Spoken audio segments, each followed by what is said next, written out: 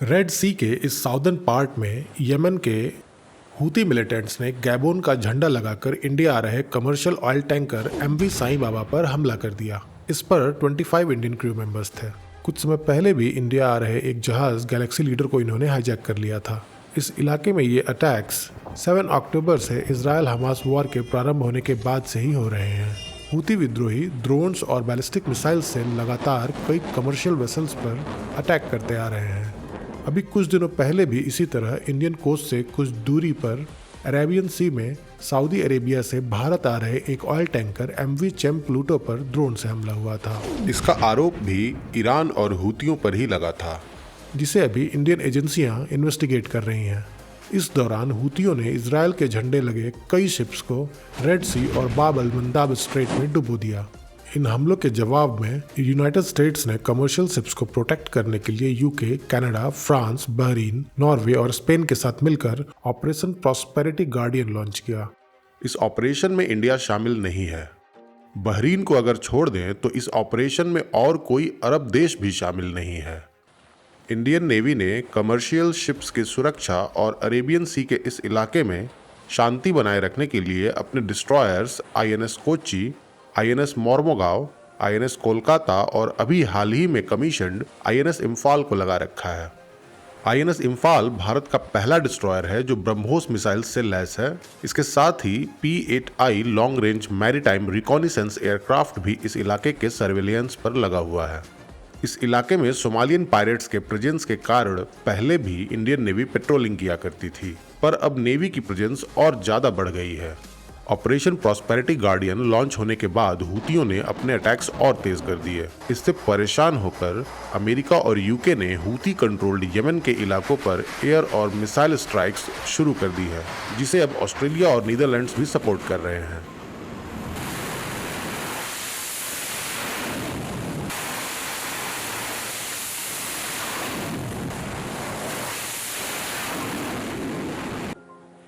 Red सी से Suez कनाल होकर जाने वाले इस रूट से यूरोप, मिडिल ईस्ट और नॉर्थ अमेरिका का लगभग 15% गुड्स इंपोर्ट होता है। इसमें लगभग 35% रिफाइंड और क्रूड ऑयल है और बाकी दूसरे कंज्यूमर गुड्स जैसे टीवी, कपड़े और स्पोर्ट्स इक्विपमेंट्स हैं। इंडिया इस रूट से मेनली क्रूड ऑयल और मशीन्स के पार्ट इंपोर्ट करता है और जेम्स, ज्वेलरी और टेक्सटाइल्स एक्सपोर्ट करता है। इंडिया की ऑयल सप्लाई मेनली 2 रूट से आती है, एक तो पर्शियन गल्फ होके और दूसरी रेड सी होके। ईरान पर यूएस के सैंक्शंस लगाने के बाद से इंडिया का रेड सी रूट से क्रूड ऑयल इंपोर्ट ज़्यादा बढ़ गया है। अभी यहाँ से इंडिया का लगभग 65% से 70% क्रूड ऑयल आता है। इस रीजनल कॉन्फ्लिक्ट के कारण जो शिप्स स्वेज कनाल से होकर यूरोप जाते थे, उन्हें अब केप ऑफ गुड होप से होकर जाना पड़ रहा है। इसमें उन्हें लगभग 10 से 12 दिन का अधिक समय लगता है। इससे फ्यूल कंजम्पशन तो ज़्यादा होता ही है, अधिक वेसल्स की भी ज़रूरत पड़ती है। उदाहरण के लिए इंडिया और यूरोप के बीच एक राउंड ट्रिप में 56 डेज और अगर 8 वेसल्स लगती हैं, तब जब trip Cape of Good Hope से होते हुए जाने पर एक्सटेंड होकर 63 डेज हो जाएगा, तो एक्स्ट्रा 2 वीक्स कवर करने के लिए एक्स्ट्रा वेसल्स की भी जरूरत पड़ेगी। सिक्योरिटी पर भरोसा करके हिम्मत दिखाते हुए अगर ये स्वेज रूट से ही जाते हैं तो इनका इंश्योरेंस कवर बहुत ज़्यादा लग जाता है। इन सब कारणों से इस रूट में फ्रेट रेट्स अभी 30-40% से भी ज़्यादा बढ़ गया है। कई बड़ी शिपिंग कंपनीज ने तो इस इलाके में अपना काम ही रोक दिया है।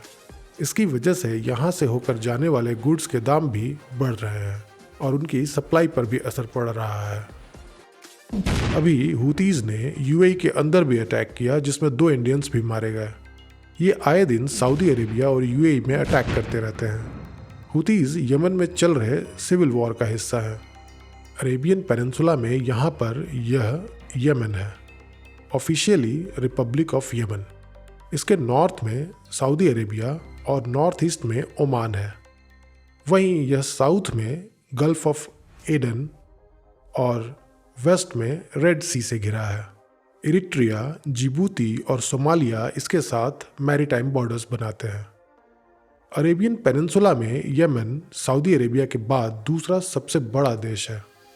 यहाँ की पॉपुलेशन 3.47 करोड़ है।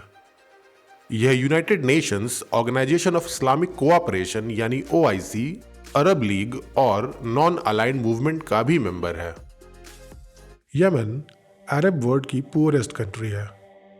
UN के अनुसार 2014 से चल रहे इस सिविल वॉर में 2022 तक 3,77,000 लोग मर चुके हैं, 40 लाख डिस्प्लेस हो चुके हैं और 14 मिलियन यानी 1.4 करोड़ लोगों पर भुखमरी और जानलेवा बीमारी का खतरा है। अभी इजराइल हमास वॉर के समय से हुतियों ने हमास और हिजबुल्लाह के साथ मिलकर अपने आप को इजराइल, अमेरिका और वेस्टर्न कंट्रीज के खिलाफ ईरान समर्थित एक्सिस ऑफ रेजिस्टेंस का हिस्सा घोषित कर दिया है। यमन भले ही बाकी दूसरे अरब देशों की तरह बड़ा तेल उत्पादक देश न हो, लेकिन इनके पास डोमेस्टिक कंजम्पशन और एक्सपोर्ट के लिए पर्याप्त रिजर्व्स अवेलेबल है।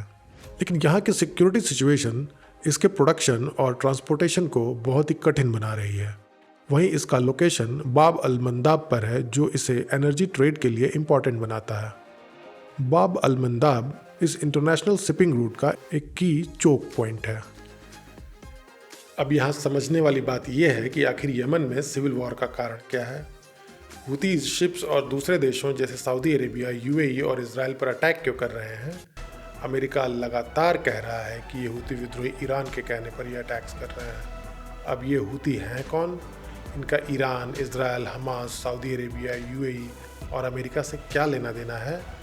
और अटैक्स के बावजूद सऊदी अरेबिया और UAE जैसी अरेबियन कंट्रीज़ और इंडिया इनके खिलाफ हो रहे US लेड ऑपरेशंस में शामिल क्यों नहीं है?